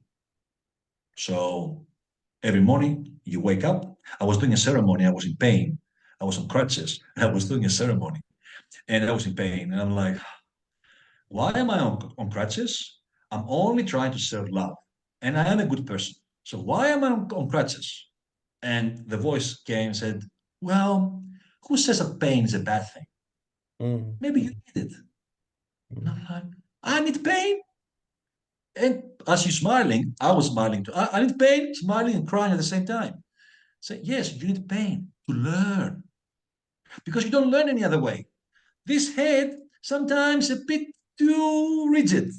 And I'm like, okay, okay. Well, okay, so what am I learning here with this pain? Learning about love. Like, okay, love. Yes, I want to serve love. I want to give and receive love. That's all I want to do in my life. But how can I do that? Say, okay, every morning when you wake up, you put your feet on the ground, they're growing roots, so you are nice and solid. You feel that there is an energy coming from the tailbone down to the to nature, to the center of the earth, this beautiful divine light. You feel yourself start grounding, and then you lift your head up and your chest out, and you say, today, I create love in life. In every present moment that you are, you give love and you receive love. And I'm like, okay, thank you. And during your day, I'm like, there's more. Yes, there is more. During your day, when you talk to people in any given way, in any given time, you check in and you say, is this person giving me love right now? Are you giving me love? If you're not giving me love, then guess what? I'm going to ask for love. Please, can you give me more love? What's wrong with that? We're asking for money. Why don't we ask for more love? So during the day, we give more love. We ask for love. We interact with people with love. And at night, when I go to bed, I do a little summary of my whole day. And if I haven't given love, or if I haven't received love, I say, that's fine. It's okay. Tomorrow is another day. And again, every day being present, giving love, every day, morning, love. Make a statement to the universe. Say what you want. The universe will listen. You put your attention into what you want. I want love. That's it. I don't negotiate with anybody about my love. Love is love. I want love. Boom. I put my hand down. I want love. I want love. I demand love because I am love. So I want love everywhere around me. I want my love that's within me to go everywhere. That's what I want. So morning statement, the divine. During the day, check in with every human being, with every situation. Is that love? If it's not, love. I create love now. Night, summary, boom. Forgive yourself if you didn't give love, or forgive someone else if they didn't give you love. Sleep, next day again. So slowly, slowly, if you start doing that, you see, it's a practice. It needs time. Slowly, slowly, every day, every day, every day, every day. Consistency, discipline, every day, every day, every day. That's the only way. How can you shift yourself from what you have been to who you really are? There's no other way. There isn't any other way. mm, And there are more other practices. If people have more trauma, yes, they need a therapist like myself to try and help them. Yes, they might need shamans, they might need plant medicine. My way is one way, it's not the only way. There's many other ways. I believe, I want to believe. But what I know for sure is I have found a way that it works. It has worked with people from army, PTSD, that they were on medication for 20 years and they couldn't stop them. It has worked with people that they want to commit suicides. It has worked with people that they are depressed, anxious, and you know, it's all about love. At the end of the day, it's all about love. Absolutely. This is an excellent segue into sharing my download about Unity. I this isn't typical for me. I don't really feel like I get huge just stuff coming in that is just gold, but this one morning it happened. Um so at the time I was revisiting religion, I was revisiting Christianity. This was maybe what would this be? Probably maybe 8 months ago, give or take. And about 10 years ago, a little more than 10 years ago, I read A New Earth by Eckhart Tolle, and it helped me out of the struggle at the time regarding religion of like, this doesn't seem to work. This doesn't seem to give peace. It seems to give fear. For me, it doesn't seem to be working for me. And read that book. I'm like, oh, there's all these stories and ego traps you and how to step out of that and the fear that so many institutions use to try to get you and use you for your energy or your money or all your control, different things. So anyway, so I read that and it was like, okay, I get it. Like I don't need the religion. I'm good without. Was more towards spirituality. And then like 10 years later, I start finding, I start learning a lot more amazing truths, meeting amazing people. And a surprising number of them seemed to be Christian. And it was very strange to me. They seemed to be really have a lot of amazing truths, but they were also Christian, and I was very confused. So I started reading again. I started reading in the scriptures. Reread the Gospels. I read this book that's called Jesus Said, and it's just all the things that Jesus supposedly said, as well as a little bit before and after. And just really dug and dug, went to church a whole bunch, a few different churches, I think, or at least one quite a bit. Talking with friends who were very religious and just diving deep, trying to figure out what I thought about it. And I woke up this morning and just had all this stuff flow in. And it's all these like little snippets that kind of made sense and came together. And so in unity there is strength. That's my family crest, I think it is. It's like a long passed on tradition that we have, and there's a image within. It's a whole bunch of sticks bundled together, and it's like when there's a separate stick, very easy to break. When a whole bunch of sticks are together, very difficult to break. So in unity, there's strength. You had mentioned earlier that it's all about unity, and I want to second that. There's strength in numbers. The spirit of contention is of the devil. I think that's from the Bible. And so contention, breaking apart, fighting, it's not for the ultimate goal. It's not for unity, or it's there to wake us up to unity in a roundabout kind of way. Jesus consorted with sinners and saints. So consort, he didn't sort, he came together. He was with sinners, he was with saints. It's about coming together, it's about unity, it's about acceptance. Um, if divisiveness is preached, it's a bad sign. Is it by design or are the people misled? So if you go to a place and they're like, these people are bad and like we're good and like separate and hate them, but like love us, then either they're like you said they're either ignorant about how what the real answer is, or they're doing it on purpose and they're kind of working for the other side, or again confused, fearful, whatever. um let's see.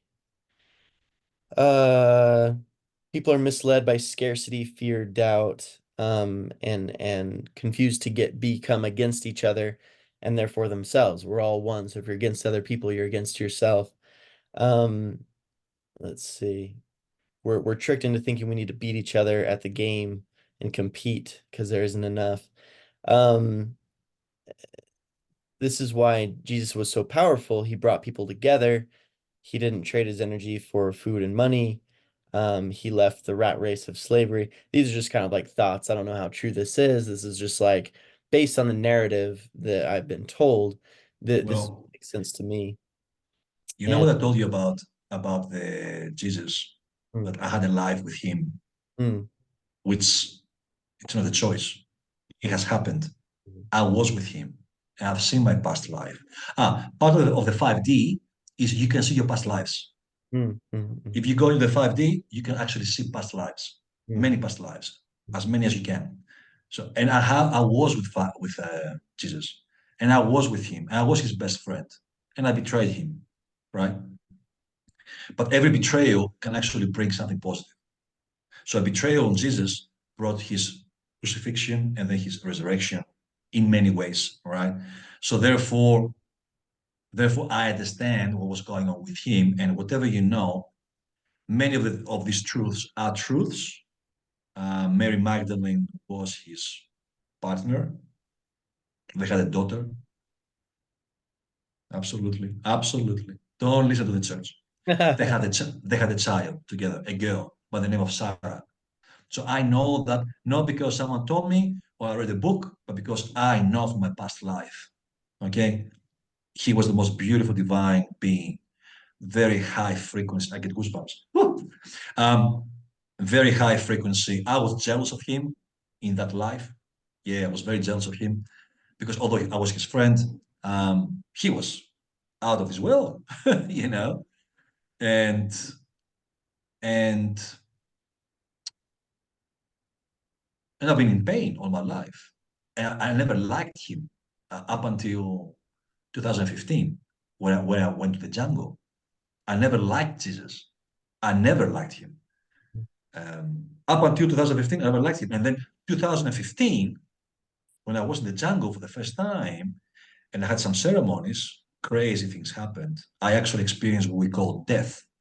I was gone. I was out. They carried me.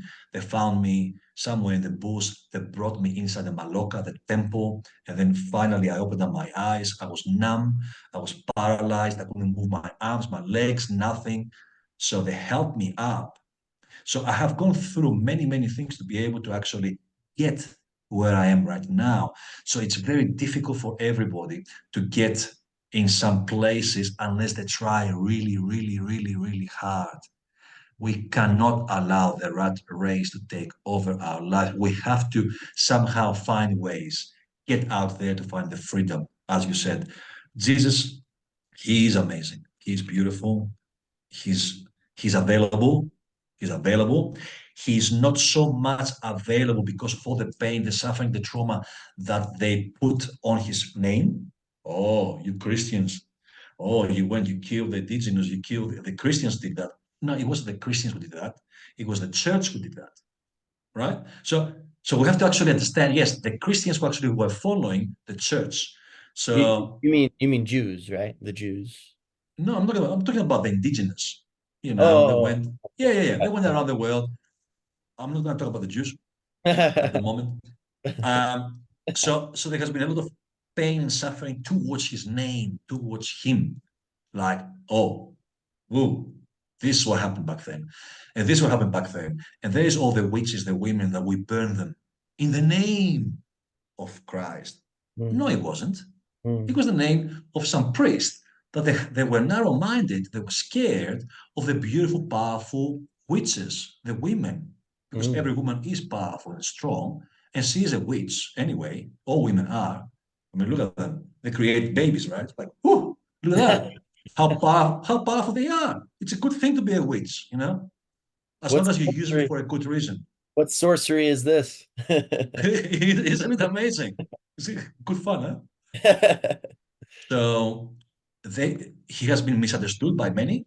Christ. Mm, Judas, my past life, was also misunderstood. He played his game to help his friend, although he was jealous and all that. He, not me. Um, yeah. And Christ is a beautiful being. The man by the name of Jesus, right, who managed, after all his work, to embrace the Christ consciousness, right? It's beautiful. He is beautiful. mm, He, she, it, whatever it is, as spirit. And so are you, and so is everybody else. sure. We are all beautiful. We all have the capacity to have this Christ consciousness within us. Mm, mhm, And every time there's fear and all these troubles around the world, all this blame, the judgments, we deviate from our truth. So mm. that's what we need to do. Yeah. Last little things on My little download. Just a Mhm. note about Power versus Force, that book. It's been so long since I got into that. I don't remember it all exactly, but operating from, a place of internal power versus kind of fear and trying to force other people out of fear in a weaker place. Again, I don't remember how to put it really well. Maybe you can fix that up. But here's a big thing is it's not about leaving what's imperfect because everything's imperfect. It's about bringing light to dark places. And so it's not like, oh, maybe like this community, this group has some things wrong, so I'm going to leave because they're not perfectly right. No, you bring your light, you bring your knowledge, your wisdom, and you help elevate wherever you are. And if it's too dark or it's way too out of line, maybe you do go to a little bit better place and bring your light there. But don't look for perfection. Don't look for black and white. Don't look for this, this is right, they're wrong. Um, and then lyrics by I believe Bob Marley, One Life, One Love, or One Love, One Life, Let's Get Together and Be All Right.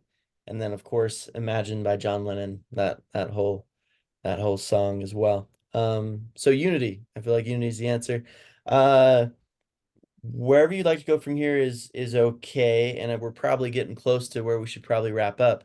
But my thought for maybe a kind of a quick wrap up is maybe like 1 to 5 minute summary, whatever works for you, of, in your mind, what what's the bigger picture? What's all this about? You mentioned everything's gonna be fine, everything's gonna be okay. We're gonna go through hardship, we're gonna go through hard times, but it's all gonna be okay. Where are things headed? How do we make sense of this crazy thing that we're in? What's the big picture view of it all? And that's Um, yeah. 5 minutes, So go. because we have jumped into the Aquarius era, it's very easy for me to see the future, right?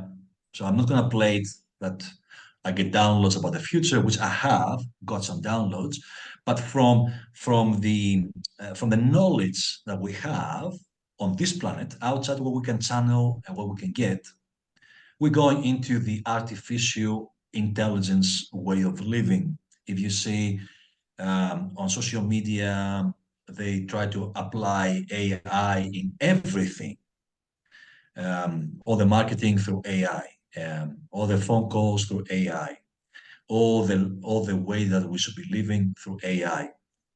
So there's going to be a huge pull into artificial intelligence. So artificial intelligence can take over what humans are doing. So therefore, humans are not needed anymore. Not because, and that's because we are a waste of resources on this planet. So where we're heading is quite dark, to be honest, but there's also quite light if you try to actually see it from another perspective. Because as the dark is rising, so is the light. And we are on the 3D. So therefore, we are going to experience both unless we rise above it. And to be able to fight as the warriors of love, anything dark, we need to be able to rise above that with unity and collaboration and co-creation, cooperation, all work together as one. That's the only way that I can save us. If we don't connect with each other, if we don't allow our ego to go away, to let go, there's no black, there's no white, there's no yellow, there's no purple. There's only one. We are all part of the rainbow. We're all part of the rainbow. You don't split the rainbow, you keep it together, right? So we stay together as a rainbow, all together.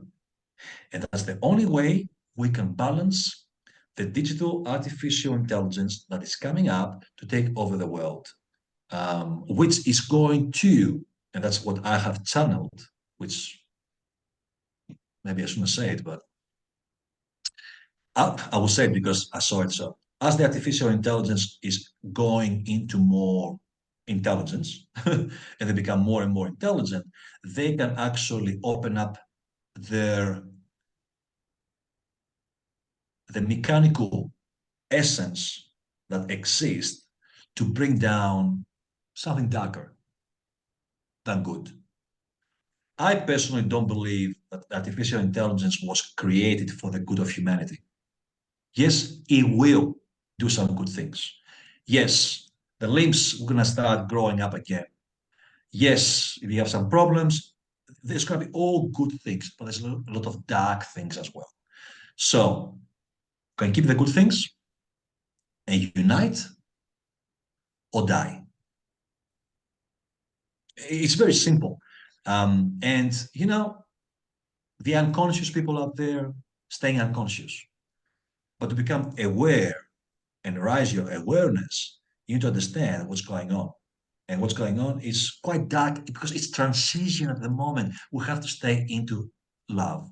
We have to stay into integrity, into respect, into care, into donations, donating our time, which is not real anyway. Like what we're doing today together on a Sunday, you know, where we combine our own energies to bring to the world something beautiful. That's how we're supposed to work towards the future. We're doing it. We're doing it right. Absolutely. Absolutely. Very cool. This makes me think of were you at the so we met at the Greater Reset, Morelia, Mexico, as we said. Were you there last year in No. 2023? No. So Mhm. there was a gal who spoke and she did some songs, some raps. Her name was June. She was Native American and she's an expert on Native American life and really powerful talks. She had one song in particular that I really loved and one of the lines in it when you said we got to keep the rainbow together, we don't separate the colors of the rainbow, made me think of that line in the song. And the line was let's see, let me make sure.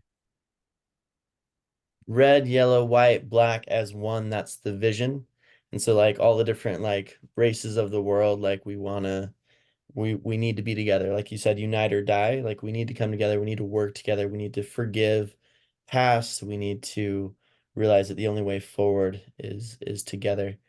Um yeah. Cool. Mhm. Let's see here. Let me throw a couple things. Where are my notes? So people can find you at where to go. I had it.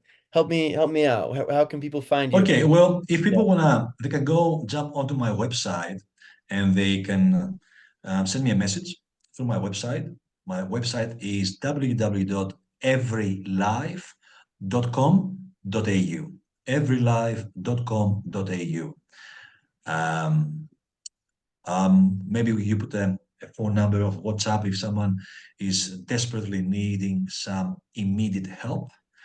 My Instagram is at loukasmindbody, Loukas mindbody. I'm writing a book which hopefully is going to be ready by July. Um, and maybe we'll do another podcast just to talk about it sure. because it will be a book about miracles and love, and we need more miracles and more love in this life, and how from darkness you can actually shift your whole life into light, and how you can shift being the underdog in life, how to come through. So it's a yeah, it's a good book. Hopefully, people will like it. Facebook, you can put my Facebook underneath. So yeah, that's how they can, or they can reach out to you, and you can pass on my details. That's fine. And I do plant medicine in Mexico. I'm still a trainer, a trainee. I'm learning. I'll never stop learning. I don't believe that anybody's supposed to stop learning. Doesn't Wow. matter how powerful you are. I don't think anybody who's really powerful has ever stopped learning. I'm not powerful. I'm getting there. Hopefully one day. And I'm doing mind therapies online. So if someone suffers from depression, anxiety, PTSD, we can do it online. They don't have to come to Mexico. Um, and yeah, pretty much mentoring and coaching online. Very cool. Yeah. Amazing. Thanks for taking this time. with me. This has been quite the journey.